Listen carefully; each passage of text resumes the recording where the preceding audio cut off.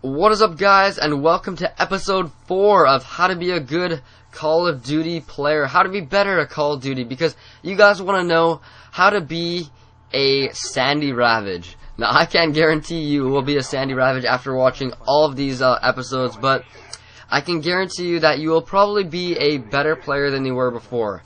Unless you are already a 2KD player, I think you guys can improve from what I'm saying, hopefully. So, let's start off right away because I did not have a lot of time. So, starting off, try using a sensitivity over 4, okay? So, the reason why I say use a sensitivity over 4 is because naturally over time your thumbs will get used to a sensitivity of 4 or over. If you are on a 1, 2, or 3 sensitivity, I suggest bumping it up to 4, okay? 1 is absolutely atrocious. If you're on 1, maybe you came from Halo, I'm not sure. I started out on like 3, and I worked my way up. 1 is just absolutely horrible. If you're playing on 1, you have no sense of turning, you have no sense of control, precise accuracy, because let's just say there's someone on the very right of your screen, or maybe there's someone on your right shooting at you. You cannot turn on that person. It's an automatic death. Right now I'm playing the sensitivity of 9, and 9 is perfect for me. I've gotten used to it. I have control freaks, and they help me out quite a bit actually, but realistically, I don't know if control freaks really help you out all that much. They give you more area to cover on your control freaks, but in the end, I'm thinking that I've actually got so dependent on them that I literally cannot play on a controller without control freaks. So I need to bring along my little control freaks to everyone's house if I'm going over there. I'm going to play Xbox. But, like I said, if you really want to raise your sensitivity and you're not that high at all, what I did, I started out in World at War, and eventually, by Modern Warfare 2, I was on a steady 7 to 8 sensitivity. And so I started out on 2 every single week during the summer, or every 2 weeks. I would bump it up by 1 point. And over time, right away it doesn't seem like a whole lot. But it might, if you play on 1 sensitivity for a while, it might get a little bit hard to get used to, for the first little while. But over time, like I said, you will get used to it. It will come naturally. And I don't suggest going up to 9. 9 is maybe a little bit too high, because for me at least, I've gotten so used to the 9 that I snipe tons, and I love sniping on high sensitivity. It just gives me so much accuracy, I find. But I would suggest, if you are going for a really versatile sensitivity, I would say 6. 6 is probably the best sensitivity to go with. Maybe 5. 5 or 6 is, in my opinion, is the best sensitivity to go with. But then again, sensitivity is all up to you. I'm not trying to force you to pick a higher sensitivity. Whatever you feel comfortable with, you use. And whatever you feel more comfortable with, that'll get you a better game and play better, that's what you gotta use. Because in the end, it helps you, it doesn't help me. So let's go on to the next point. And that is, okay, if you're playing Search and Destroy, I'll cover this really short. If you're playing Search and Destroy or Demolition, know where you're going to go right after you plant the bomb. I said that because I play Search and Destroy a lot, and I know a lot of people that do play Search and Destroy, but it is becoming less common in Black Ops because I don't find it as fun, as fast-paced as Modern Warfare 2 with the Marathon Lightweight. So we'll see come Modern Warfare 3, hopefully it is more fast-paced, and I would love it if it was. So you gotta have set places after you plant the bomb, know exactly where you're going to go. Because if you don't, you're going to get caught choosing between 1 or 2 areas, and you're probably going to die. Another thing is you gotta take note of the location of an enemy appears. Okay, sorry, I was reading my notes out loud. I don't know on my iPod. Okay, so take note of when an enemy shoots, okay? So not a lot of people use silencers in Black Ops or Call of Duty in general. So try to use your radar to your advantage. If you use a counter UAV as a kill streak, oh my goodness, I hate counter UAVs. It is an amazing kill streak, and I suggest using it. Really, I suggest using it. Because I hate counter UAVs, not because they're overpowered at all. They are not overpowered one bit. But for the reason that I use my radar so much that when I don't have a UAV, I feel lost. I really do. because my eyes are constantly peering up to the UAV and looking up there.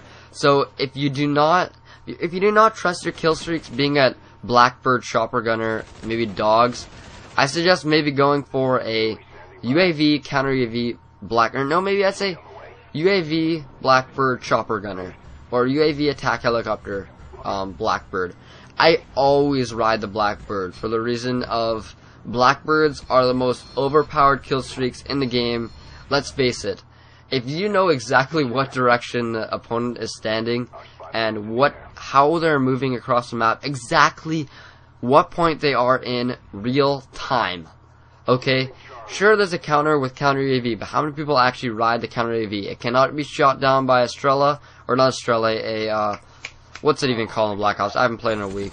FML, that's bad.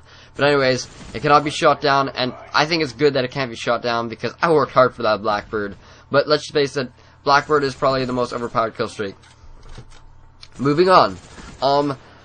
Burst firing at medium to long range. Okay, I cannot emphasize this enough, people. I do not hold on to that trigger. I burst fire. Okay, short range, I will hold on to the trigger, but just watch the game. If you really feel like it, watch the game over, and watch me burst fire at medium to long range. Burst firing, I just kind of tap it. Did it really quick with my finger. Almost like I'm like semi-using a FAL or something, right? And just enough so I can control the, what's it called? Control the kick of the gun, and if you can control the kick, control the recoil, that's what I was looking for, the recoil. If you can control the recoil and hit all your shots, you will definitely win more gunfights. So watch how I burst fire there. I did not get him because I didn't have enough didn't have enough ammo, but burst firing is so important. You notice that people that start out, they just hold on to the trigger and just go wild. Just go wild with their aim. And that is not the way to do it. You gotta burst fire and hit those bullets, because each bullet hitting is better than not having any bullets hit at all. So I think that almost wraps it up. I'm guessing maybe this might be the last episode or the next one. And if you guys came from Machinima, I'm probably going to be posting these on Machinima. And if you did, please come check out my channel. I would appreciate it so much. I've been working hard on my channel for a year, almost 2 years actually. I started in January of 2010. So we're moving our way close. I have 200 plus videos now, and it is amazing. All my subscribers on my channel are outstanding. I love each and every one of you guys, and I'm sorry for using the FAMAS straight out the gate. I know I'm gonna get dislikes and hate for this. I really know it, but I thought I'd use this game because, oh yeah, one other thing. If you really want to do really good, use the FAMAS. I know. I don't want to promote this gun any more than it is used, but if you are having a hard time getting good games, trust me, just use the FAMAS. You will do better. It is the most overpowered gun in the game. It has been patched, but not patched enough. So that about wraps it up. I hope you guys don't dislike this video just because I use the FAMAS, but if you did, okay, cool. A rating is a rating. If you guys could give this a rating, I would appreciate it so much. And I'm done, guys. I will catch you guys later. Peace. Oh, also, one more thing. Could you type in the comments what you want some more topics to be? I've been working on lots of topics, brainstorming, but I'm kind of running out of ideas. I did this little series because I thought this was an amazing idea to help you guys. And anyways, that is it. Put some topics that you'd like to see me discuss in the channel or in the comments of this video, and I'll be looking through them. Anyways, that is it. I'll catch you guys later. Peace.